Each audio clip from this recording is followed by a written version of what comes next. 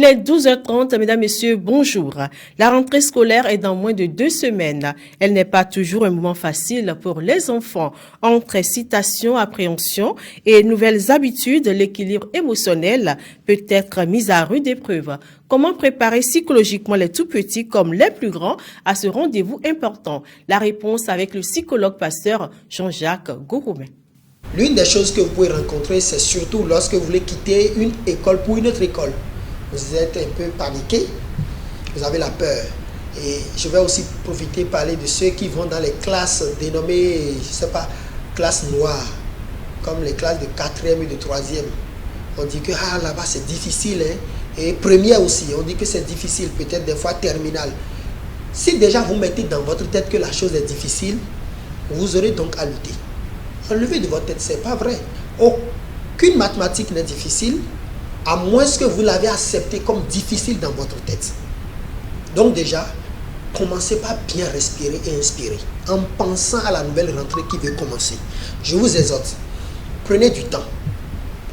Observez un peu vos anciens cahiers. N'ayez pas peur. Vos lacunes de l'année passée ne vont pas vous suivre pour l'année prochaine. Nous avons des cellules gliales qui sont au niveau de notre cerveau. Et en fonction de notre croissance, il y a de la maturation au niveau de ces cellules gliales. Et donc, vous pouvez ce que vous n'avez pas pu hier. Ce n'est pas l'exercice mal fait ou l'exercice que vous n'avez pas fait qui est le problème. C'est le cours que vous n'avez pas compris qui est le problème, qui sera la bête noire. Aucun enfant n'est moins intelligent qu'un autre.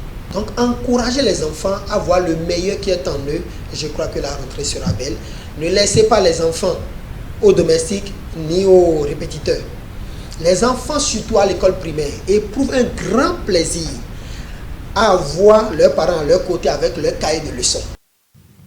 Le Conseil économique et social, le CES, pleure depuis hier le décès de son deuxième vice-président Emmanuel Gollou. Il a tiré sa révérence ce mardi au CNHU de Cotonou. Emmanuel Gollou était, selon le président du CES, Conrad Gbagidi, un homme engagé d'une grande rigueur et d'un sens élevé du devoir qui a toujours œuvré pour le dialogue social et la promotion du développement économique et social de notre pays, le Bénin. Au nom de l'ensemble des conseillers du personnel, le président du CES a adressé ses sincères condoléances à la famille éplorée, à ses proches et à tous ceux qui l'ont connu et estimé à travers la page Facebook du CES.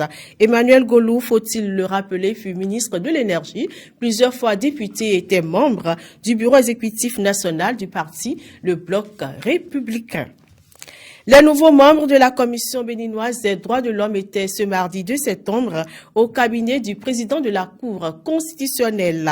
Ayant prêté serment le 21 juillet dernier, ils ont entrepris de rencontrer les responsables des institutions de la République et certains cabinets ministériels. Ces rencontres visent à échanger avec eux sur ce qui peut être considéré comme notre projet de gouvernance de la question des droits humains de façon générale dans notre pays, a déclaré Aboubakari Imourou, président de la Commission béninoise des droits de l'homme. Il a ajouté que cette démarche tient de ce que la nouvelle mandature est instituée par une nouvelle loi qui mérite d'être bien comprise déjà par eux-mêmes, mais aussi des différents interlocuteurs, des différents responsables des institutions avec lesquelles ils sont invités à collaborer. Cette audience, au-delà de sa portée protocolaire, symbolise une volonté commune de faire des droits humains une réalité tangible pour chaque citoyen béninois.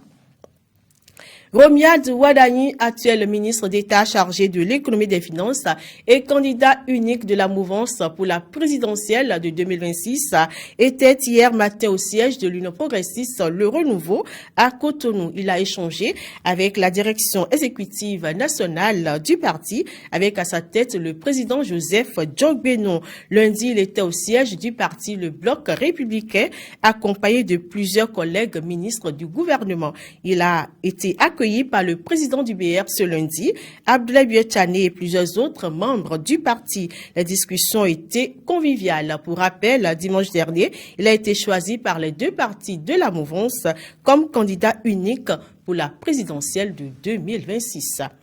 Depuis hier, députés et maires entrent en possession des formulaires pour le parrainage à la Sénat. L'opération de délivrance des formulaires a démarré depuis hier à la Sénat. Et bien, cette étape qui s'achève le 12 septembre conditionne la validation des candidatures à la présidentielle de 2026. Dès le premier jour, élus de l'opposition comme de la majorité présidentielle se sont présentés pour retirer ce document nominatif destiné à accorder le soutien institutionnel au duo président-vice-président. Notons que cette opération intervient à un mois du dépôt officiel des candidatures prévues du 10 au 14 octobre 2025. Allons maintenant hors du Bénin. En Centrafrique, le gouvernement et l'opposition se sont réunis hier au sein du bloc républicain pour la défense de la Constitution BRDC. Voulue depuis plus de 2 ans par l'opposition, cette rencontre a permis de jeter les bases d'un dialogue politique inclusif. La date, le lieu et les points à débattre au cours du dit dialogue seront connus dans les semaines prochaines. D'après le Premier ministre centrafricain Félix Moloua, c'est une rencontre tant attendue pour décrisper le climat politique et permettre l'organisation d'élections libres, transparentes, crédibles et apaisées. Les élections générales en Centrafrique sont prévues pour le 28 décembre 2025. C'est la fin du 12h30. Merci de votre attention. Retrouvée à 19h30. Félicité Boton d'Abois. Que Dieu nous garde.